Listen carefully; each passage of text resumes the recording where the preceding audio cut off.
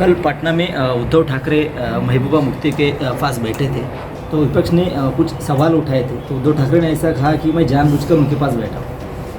अब बैठे हैं तो मुबारक हो उनको। अब हम क्या बोल सकते हैं उसमें, उनको क्या बोलेंगे। मगर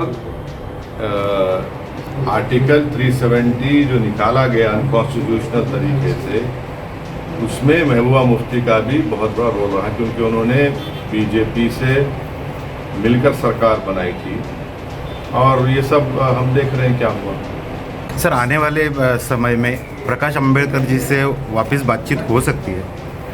देखिए, फ्यूचर में क्या होगा इसका तो ना आप बोल सकते ना मैं बोल सकता हूँ। मैं इतना ज़रूर कहूँगा, मैं हमेशा इस बात को कहा कि बाड़ा साहब की मैं बहुत इज्जत करता था और करता रहूँगा। मैं उनके साथ वक्त गुजारा हूँ, बड़ा अच्छा वक्त हमारा गुजरा है। अब किसी वजूहात की बिना पर, किसी वजह की बिना पर हम लोग आगे नहीं बढ़ सके, तो ये बात है। सर, महाराष्ट्र में बिहार, सर आज का टूर का प्लान क्या है? तो वह पार्टी को, हमारे पार्टी संगठन को मजबूत करने के लिए, पार्टी को तैयार रखने के लिए, आने वाले चुनाव की तैयारी के सिलसिले में, और इसीलिए आज एक पब्लिक मीटिंग यहाँ पर मलकापुर में रखी गई। कल अमरावती में है, इससे पहले हम नागपुर में थे।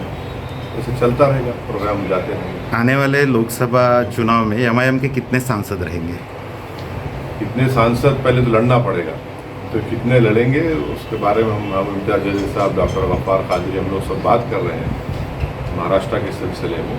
और जब कोई एक डेफिनेट फैसला हो जाएगा फिर आपको बताएगा।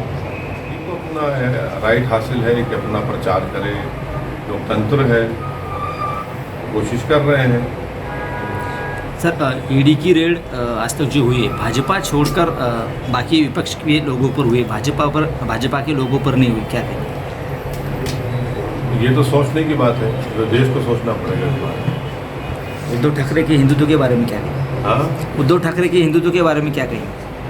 ये सवाल आपको उन तमाम कांग्रेस के राष्ट्रवादी के नेताओं से करना चाहिए, उनका क्या ओपिनियन है। क्योंकि उद्धव ठाकरे ने एज अ मुख्यमंत्री, उन्होंने महाराष्ट्र की विधानसभा में ये कहा था कि उनकी पार्टी ने बाबरी मस्जिद को तोड़ा, शहीद किया। तो जब कांग्रेस के राष्ट्रवादी के मंत्री बैठे थे, ये सवाल आपका वाजिबी है, मगर ये जवाब उनको देना पड़ेगा जो उनके साथ थे और है अभी। उनका क्या है, उनका क्या उनकी आइडियोलॉजी क्या है, किस एजेंडे पर वो आगे बढ़ना चाहते हैं। लेकिन आने वाले चुनाव में अगर आप उनके पार्टी से अलायंस कर सकते हैं? किस पार्टी से? उद्धव ठाकरे जी के। देखिए, समंदर के दो किनारे एक नहीं हो सकते ना, समंदर के दो किनारे एक नहीं हो सकते। मगर ये जो मीटिंगें जो होती हैं, उसमें ये लोग अंग्रेजी में कहते हैं ना कि they have arrogated themselves this right to decide who is communal, who is secular. तो ये इनको देखना पड़ेगा। कल पटना में उद्धव ठाकरे महबूबा मुफ्ती के पास बैठे थे, तो विपक्ष ने कुछ सवाल उठाए थे। तो उद्धव ठाकरे ने ऐसा कहा कि मैं जानबूझकर उनके पास बैठा हूँ। अब बैठे हैं तो मुबारक हो उनको। अब हम क्या बोल सकते हैं उसमें, उनको क्या बोलेंगे। मगर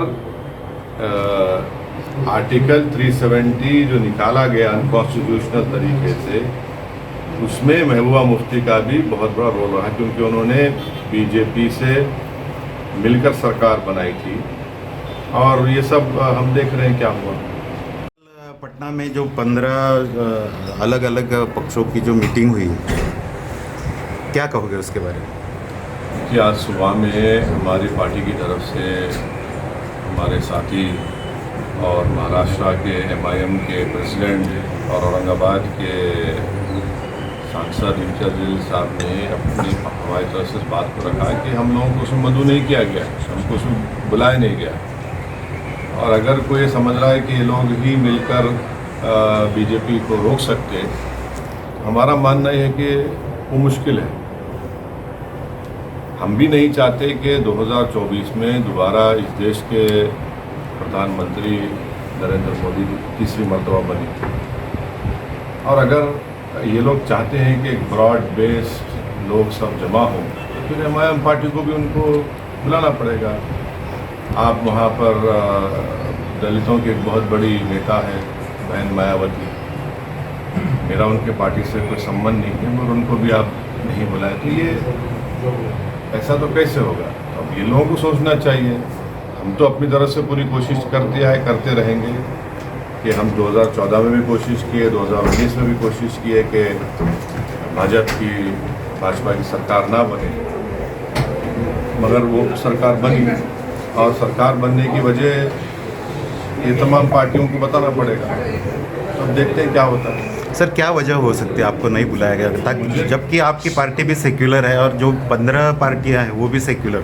नहीं, मेरे को नहीं मालूम, मेरे पास, मैं तो नहीं इसका जवाब दे सकता। ये तो उन लोगों को जवाब देना चाहिए। जब वहाँ पर उद्धव ठाकरे को बुला लिए और उनके बाजू महबूबा मुफ्ती को बिठा लिए। उद्धव ठाकरे तो बरसों उनकी पार्टी बीजेपी के साथ रही। उन्होंने 2019-2014 में नरेंद्र मोदी के लिए उन्होंने वोट मांगा प्रधानमंत्री के तौर पर। फिर उन्होंने ही पहली मर्तबा देवेंद्र फडणवीस को मुख्यमंत्री बनाया। अब वो बैठे हैं, उनके बाजू महबूबा मुफ्ती। महबूबा मुफ्ती तो बीजेपी से सरकार बने। अब बताइए क्या इसमें बोलेंगे?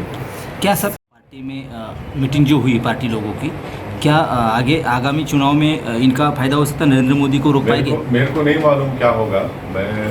हमारी पार्टी का स्टैंड ये है कि अगर हम तो कोशिश करेंगे कि दोबारा बीजेपी की सरकार ना बने, और अगर कोई हमारा ताउन चाहता है, हमारा सपोर्ट चाहता है, तो हमको बोले, हमको पूछे, हम तो उसका साथ देने को तैयार है। मगर हो ना हो, हम तो अपनी कोशिश करेंगे।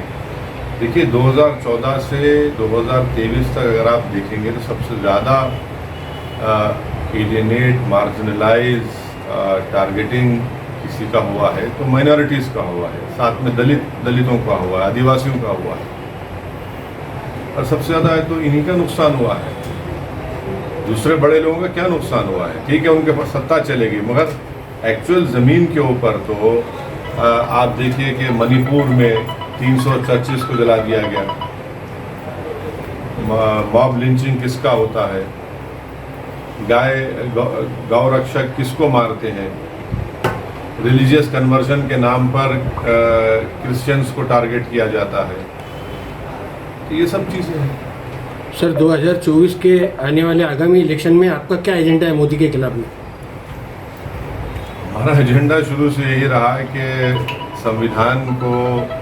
संविधान की खूबसूरती को बचाना है। भारत में जो मेजॉरिटेरियन फॉर्म ऑफ डेमोक्रेसी चल रही है, वो उसको बदलकर उसको पार्टिसिपेटिव फॉर्म ऑफ डेमोक्रेसी में तब्दील करना है।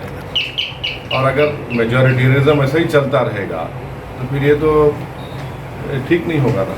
इसलिए हम कोशिश करेंगे, हमारी कोशिश ये भी है कि दलित और मुसलमानों की एक पॉलिटिकल एम्पावरमेंट हो, उनकी वॉइस हो, उनका रिप्रेजेंटेशन बढ़े भारत की लोकसभा के चुनाव में। ये इन मुद्दों पर हम लोग काम करते हैं और काम करते रहेंगे। सर आने वाले समय में प्रकाश अंबेडकर जी से वापस बातचीत हो सकती है? देखिए फ्यूचर में क्या होगा इसका तो ना आप बोल सकते ना मैं बोल सकता हूँ। मैं इतना ज़रूर कहूँगा, मैं हमेशा इस बात को कहा कि बाड़ा साहब की मैं बहुत इज्जत करता था और करता रहूँगा। मैं उनके साथ वक्त गुजारा हूँ, बड़ा अच्छा वक्त हमारा गुजरा है। अब किसी वजूहात की बिना पर, किसी वजह की बिना पर हम लोग आगे नहीं बढ़ सके, तो ये बात है। सर महाराष्ट्र में BR